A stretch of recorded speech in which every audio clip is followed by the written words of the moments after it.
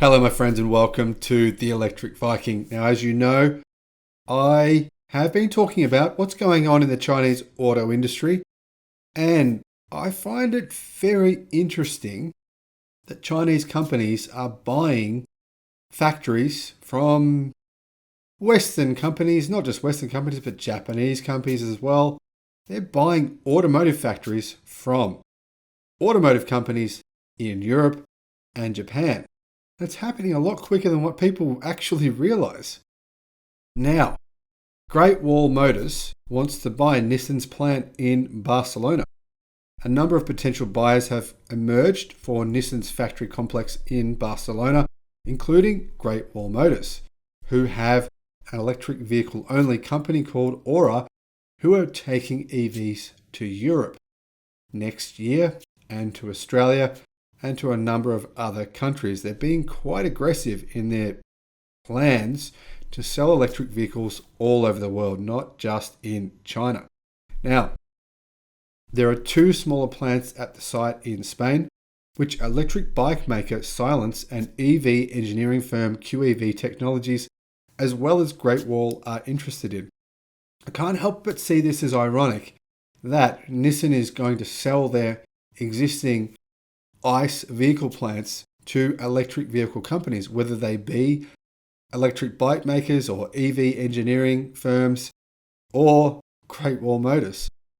Now, Nissan announced the closure of its Barcelona factories by the end of 2020 as part of a restructuring plan, but pushed the shutdown date back by a year as part of efforts to find buyers for the facilities. Great Wall has greatly expanded its manufacturing footprint outside of China in the past few years. Get this. In 2020, it bought General Motors factories in India and Thailand. This year, it purchased a Mercedes-Benz plant from Daimler in Brazil. Now, currently, Nissan's main plant in Barcelona in Spain makes Nissan Navara utes, obviously ICE vehicles, no plug-in electricity here, no batteries at all. And they also make the NV200 van. Now, let's have a look at what Great Wall Motor plans on doing over the next 5 years, not 10 years, like all these other automakers are blabbing on about. By 2030, we're going to have 200 gigawatt hours of batteries and it will cover 20% of our car portfolio. Let's have a look what they're doing over the next 4 years. Not 9, 4. Now, only a few months ago, Great Wall presented its strategic plan until 2025 and its new traction battery. Great Wall plans annual global sales of 4 million vehicles by 2025, of which 80% or 3.2 million are to be new energy vehicles. In China, the term NEV covers purely battery electric and fuel cell vehicles as well as plug-in hybrids. Just thought I'd add that in for those of you who are new to that term. Now, the car manufacturer wants to invest 13 billion euros in research and development by 2025, and they've already invested several billion in electric car development so far. Now, Great Wall CEO Jack Wei sees not only his company but also the entire Chinese car industry in an important phase. The only way for Chinese auto brands to surpass our competitors in the real sense is to magnify their own advantages in a quick manner in the next 3 to 5 years to lead in the field of new energy and intelligence. Wei said at the strategy conference, moreover, the opportunity for Chinese automobile brands knocks only once. He's saying, let's be aggressive right now. Let's take over right now. Now, to win China and go global, Great Wall has not only set targets for global R&D, production and sales, including the 2025 sales targets mentioned about a minute ago, but it also wants to deepen the globalization of the brand, technology, and acquire more talent. Now, Wei is obviously very serious about his approach of wanting to advance the Chinese car industry in general over the next 3 to 5 years. Now, in my view, the actions here of Great Wall are part of China's electric car makers making their move on Europe. And they most certainly will be making their move over the next 2 years in a bigger way than what anyone realizes right now. Now, Reuters reports that China's electric car makers are darting into Europe, hoping to catch traditional auto giants cold and seize a slice of a market supercharged by the continent's drive towards zero emissions. NIO Inc., among a small group of challengers, launched its ES8 electric vehicle last week. The first foray outside China for a company that is virtually unheard of in Europe, though it's valued at about 57 billion. Now, I don't agree. Reuters, I've seen a lot of people looking at YouTube videos about NIO, Western-made YouTube videos about NIO all over the channel, all over the world. There is a huge amount of interest in this company. No other way could possibly explain its valuation on the US stock market. Now, other brands unfamiliar to many Europeans that have started selling or plan to sell cars on the continent include Aways, BYD, SAIC, MG, Dongfeng, Great Wall with Aura, and the Wuling Hongwan Mini EV, which I believe will take about 5% of the European auto market by 2025, which is a pretty significant share. Now, in the past, Europe, a competitive car market dominated by big name brands, has proven elusive for Chinese car makers. One of the issues, of course, has been the fact that they've contended with a perception that China, long associated with cheap mass production, could not compete on quality. Now, as the viewers of this channel know, there are an incredible number of impressive EVs in China right now, on sale right now, that are very high quality. One of the car manufacturers making very high quality EVs at a very good cost, very low cost, is BYD. NIO, excellent quality. XPeng, same deal. There are a number of manufacturers in China making impressive electric vehicles. And as seen by their views on YouTube about these companies, the amount of people that are aware of this is significantly increasing by the day. Indeed, NIO Chief Executive William Li told Reuters he foresees a road to success in Europe. Now, He Yapeng, the CEO of electric vehicle maker XPeng, told Reuters his company needs 10 years to lay a good foundation on the continent. But as many of you know from my video about the XPeng P5, if this were available tomorrow in Europe, just imagine the sales of this vehicle, which is far superior to a Toyota Camry in every way, technologically far superior. The Toyota Camry is in no way, in no measure, as good as the P5. And yet, they are on par on price.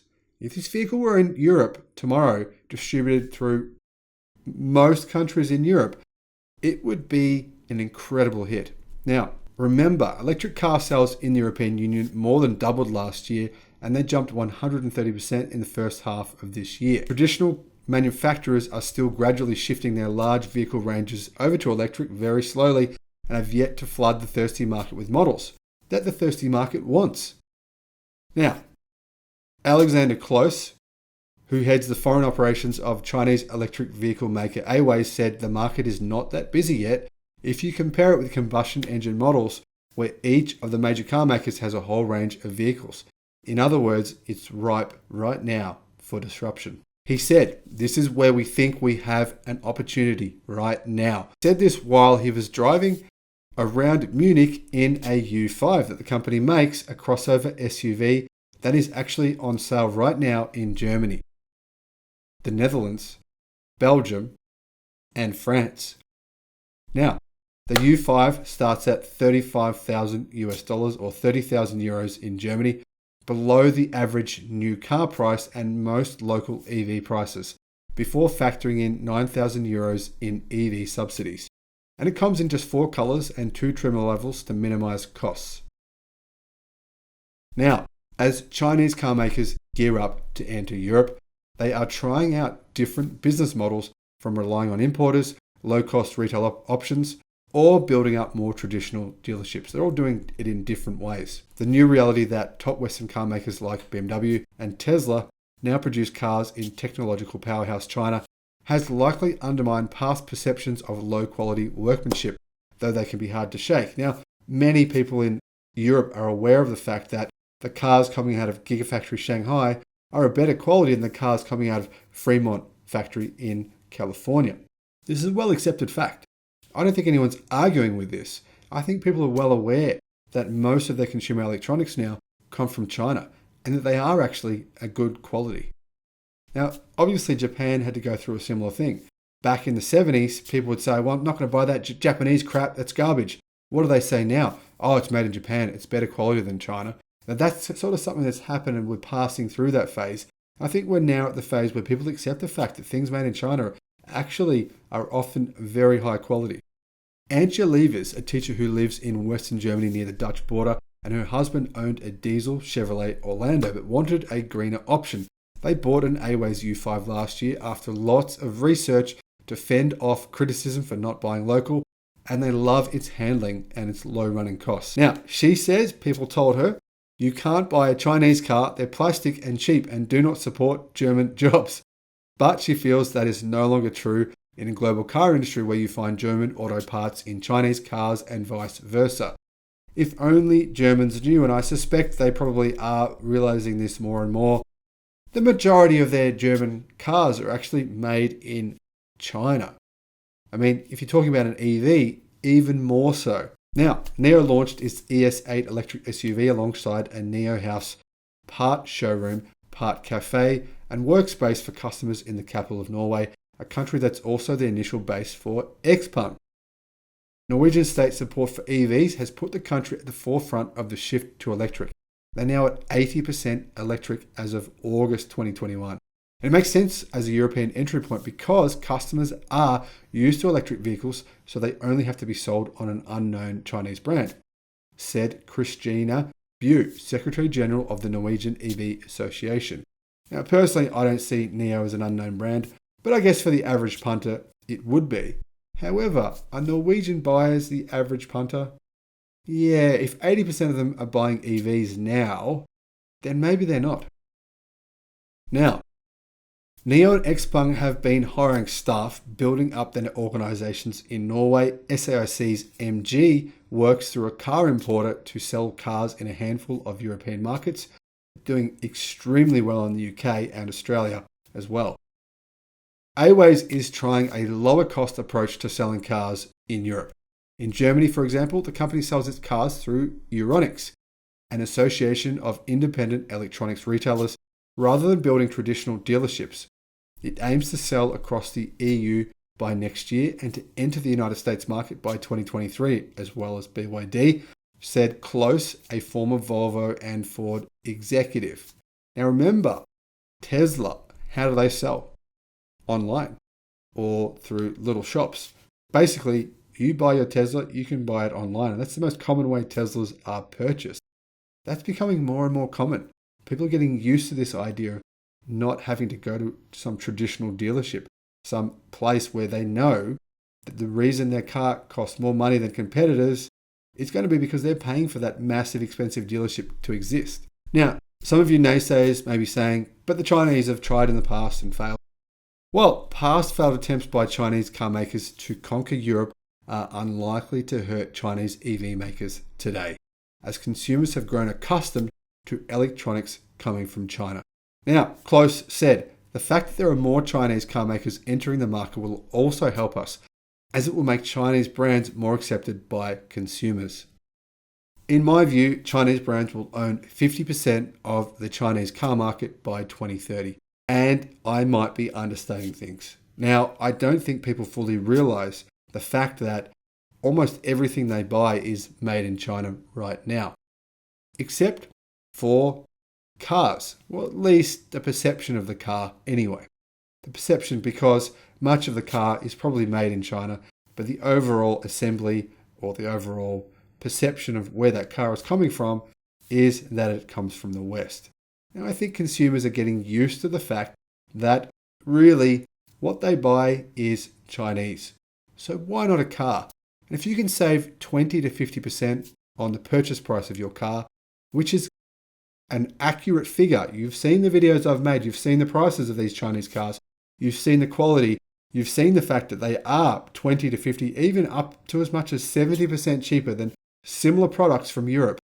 Well, that is a compelling value equation. Thanks for watching the video. I'll see you on the next one. Bye-bye.